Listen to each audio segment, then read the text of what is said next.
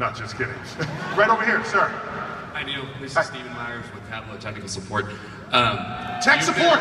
Yeah, baby! Right there! Got it right there. So, you've been a huge personal hero of mine, and I'm sure many other people here.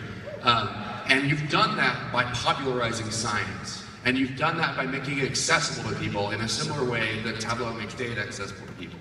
So as someone... Had to get the ad in there, right? We have to get the ad in there, but go on. How can I do something like what you do? How can I bring the power of data to the masses? What are your recommendations? So what I do is not actually that complicated. I figured this out quite by accident, in the sense that I looked back on what I was doing and I said, hey, there's a coherence to that I was not aware of at the time, but now I'm completely aware of it.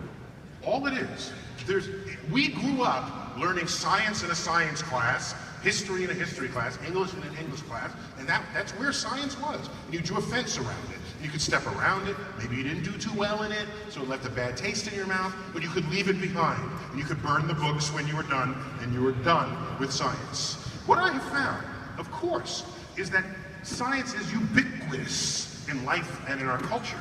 So all I have to do, and this is kind of easy, if you're culturally literate, it's kind of easy to just plug science into pop culture. There are plenty of places where it fits. So 2 weekends ago, I finished watching a movie and some other TV show I had like a half hour. And so you channel surf. And so then I hit a football game. Cincinnati Bengals against the Seattle Seahawks. Okay. And they were just going into overtime. In that instant. Sudden death overtime. I said, well, I gotta watch that. I got a half hour, let me just watch that. And so I watch it, and then it comes down to a kick. A field goal kick, 42 yards. The Cincinnati Bengals execute a 42-yard field goal kick. So here it comes.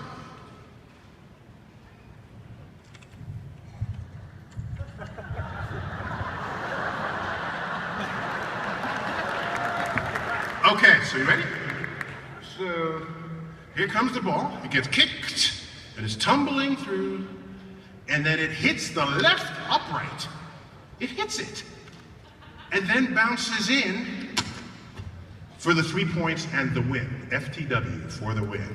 And I looked at that, and I said, wait a minute, that's 42 yards. And I looked at a quick map of the stadium. It's 30 degrees rotated from geographic north, and I said, oh my gosh, this is a round object tumbling, hitting a curved pole. And I said, that field goal was probably enabled by a 1/3 of an inch drift in the football caused by the rotation of the earth.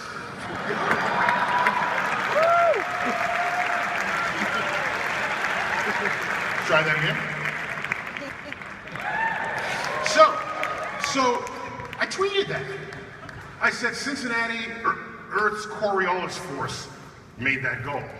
And so later that night, it was like on every sports channel talking about, and then you had the Cincinnati fans that said, yeah, we won by, Earth helped us, but Seattle sucks anyway. You know, people got all into it. But it's real physics.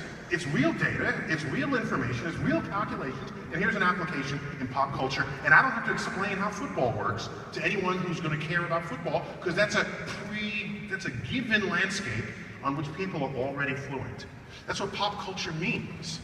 And so I would say, as a data expert, find places where the analysis of data gives insight into pop culture things. And then people will pull you in like you'd never imagined before, because they'll want you a part of their lives. So that's how I see it, and that's how I feel it.